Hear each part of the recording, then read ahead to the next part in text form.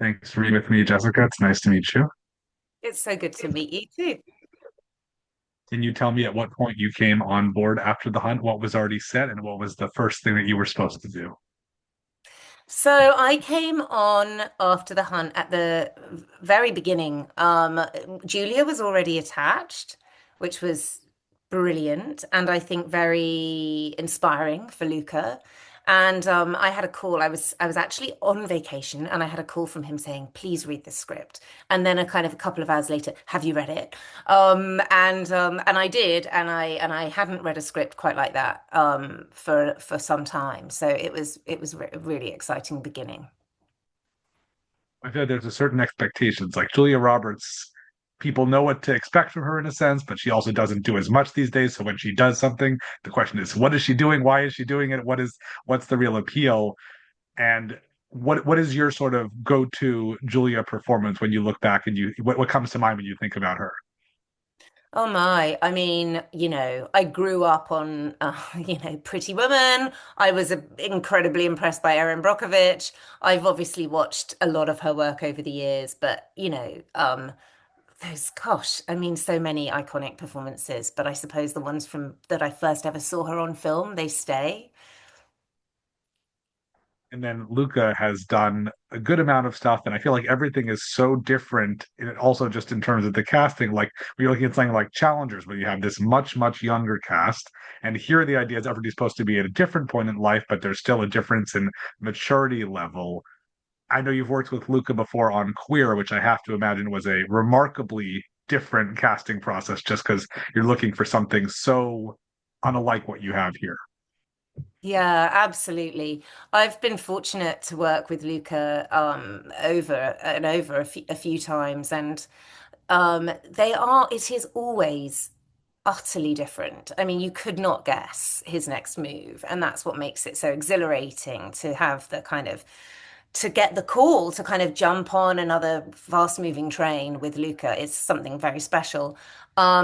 Each script is demanding in a totally different way, and they all represent a chance to immerse yourself in another world as well. So I think one of the great kind of joys of what I get to do is that serious, deep immersion, whether it's the work of William Burroughs or whether it's thinking about the makeup of the student body of Yale University and the events of a kind of Me Too sort of a story, this kind of a professor and what her world might have felt like. All of it demands kind of a deep dive from me and my team, which we get a huge amount out of. When I think of Andrew Garfield, I think of someone likable, not somebody who, if they were accused of some sort of something sexually inappropriate, would probably be very genuine and apologetic. And here, this is the furthest thing from that. What was it like? Was he always the person that you had in mind for this role?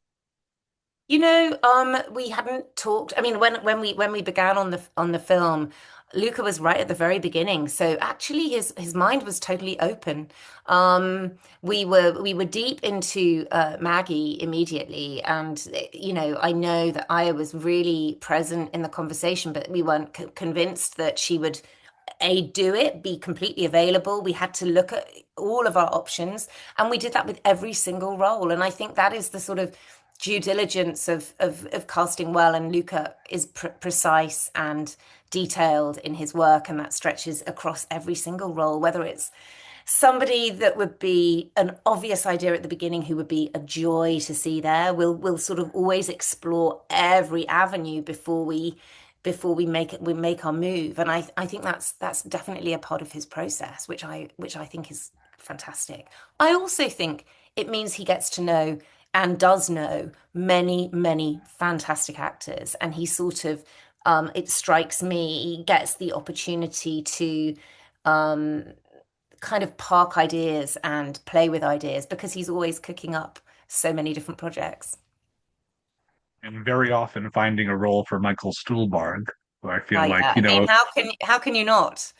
I always wonder the process is like, well, we have him. We know that he'd do it. Where could we fit him in? And here, just slamming doors dramatically, and initially also somebody who seems somewhat likable at first and then grows to be very, very self-involved. So we see more of him.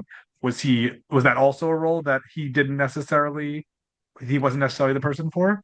Look, I couldn't speak for Luca and what was in his mind, and he wouldn't necessarily always say if he's certain that's where he's going to go, because my job is to offer up every iteration of this relationship and these people.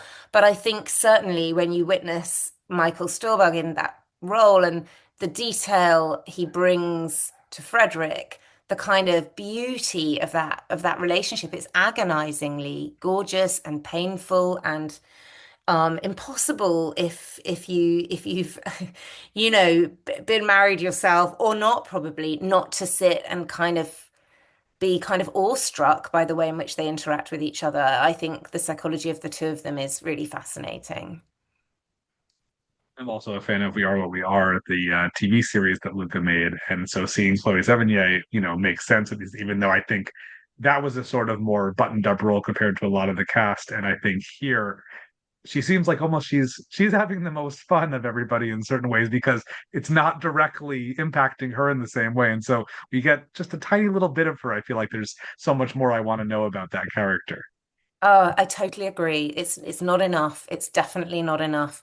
Maybe there is a spin-off that we should all see. But I think Chloe is spectacular and she the scenes where she appears are kind of like they're just they bring utter joy. I mean, they're seen in the bar when they converse and they kind of and the Morrissey song comes on and you get to kind of see them in that kind of female friendship space is really powerful and affecting and you wouldn't believe how the story unfolds.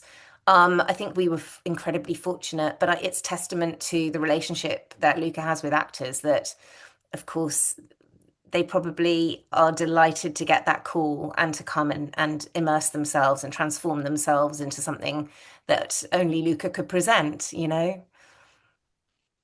And I think that the role of, Maggie's partner is an important one because it speaks to the sexual fluidity of a lot of, Luca's characters over the years, but also to, how Alma is of a different generation and doesn't always say the right thing and doesn't care that she doesn't say the right thing. But, we see more and more of Alex as the film goes on, which is very interesting. What was the search like for, is Leo?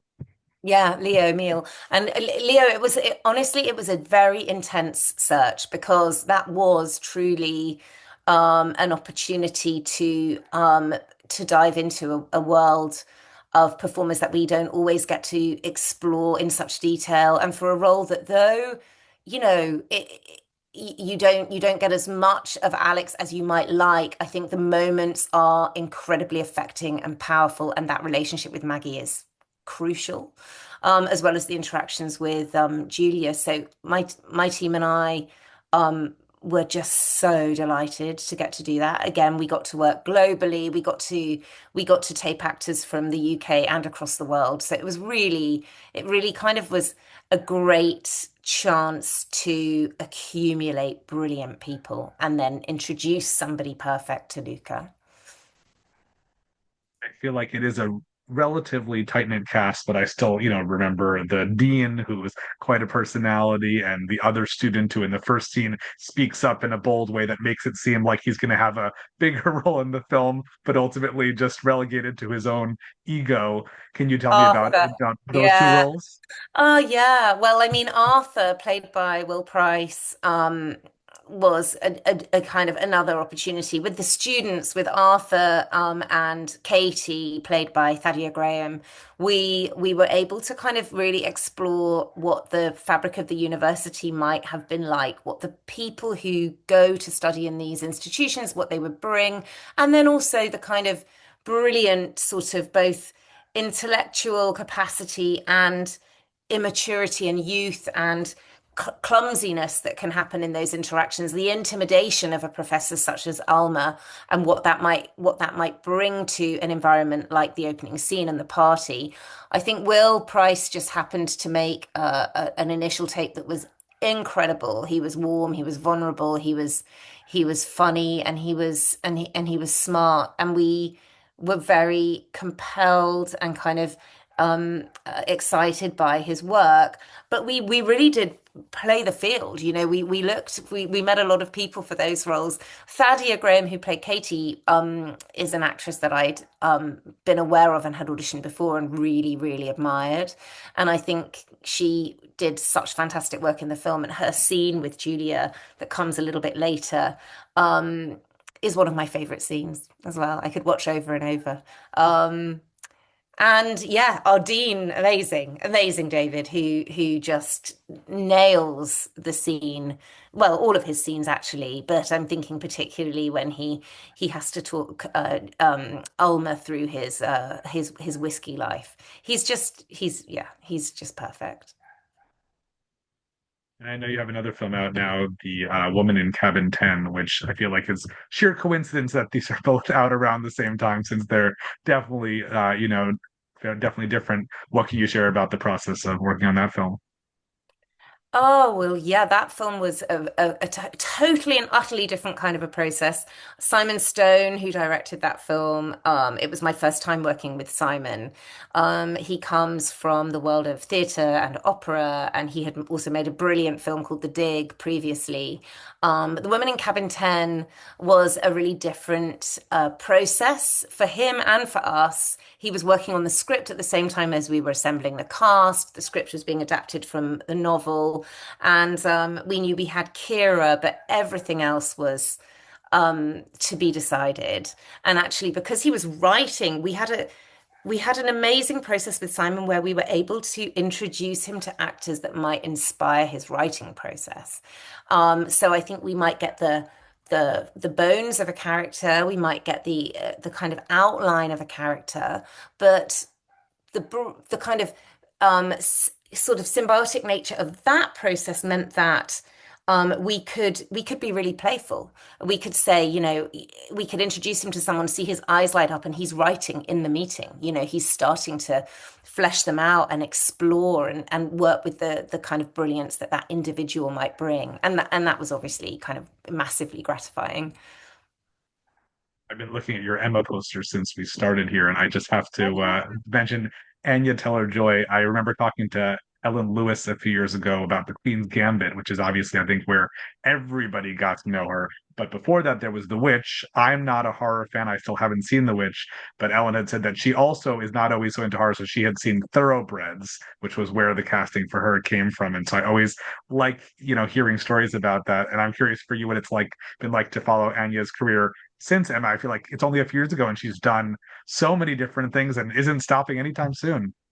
I know, and I mean, she's just so wonderful. I had actually known Anya some years before we met on Emma. I knew her as a very young actress when she was starting out, and so I was really delighted when I got to work with her and Autumn de Wilde on Emma. And we cast that film around Anya, and who the kind of we did a lot of chemistry readings where you work out literally where the magic and the sparks will fly between that young company. It was really, really thrilling. And then I was so happy when I saw her in The Queen's Gambit because she actually plays, and I can't remember the role, but she plays opposite Louis Circus, who was our lead in The Kid Who Would Be King. So I was just, really. It was like a warm, kind of beautiful moment to see the two of them on screen together in The Queen's Gambit. But yeah, Anya, you can't help but follow everything she does from her acting roles through to her beautiful campaigns. And she's just a magical creature, really, isn't she? I had a chance to see Sacrifice in Toronto, and that's another role that like she's feels perfect for. It's just weird enough that she has exactly the right intonation and makes it believable in a very larger than life environment. Yeah, absolutely. Yep, she's spectacular. Well, what's next for you? Do you have other projects that you've worked on that are already coming out? Anything you can share? Well, yeah, we worked on a film with Luca that he finished. He wrapped just some weeks ago. It feels, which he also collaborated with Andrew Garfield on a film called Artificial, and we are now on his next film, which I won't speak about, but it's just massively exciting. And again, a completely different wild ride that we're just beginning on. Um, and we are also working on, again, with Simon Stone, who directed The Women in Cabin 10.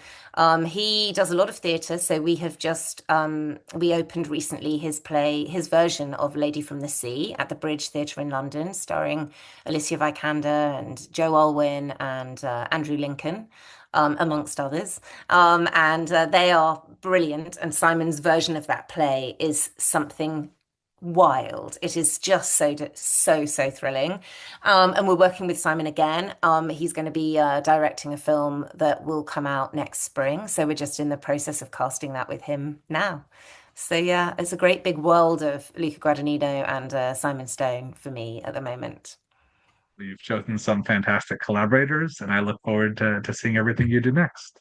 Thank you so much, Abe. I appreciate it. Thank you.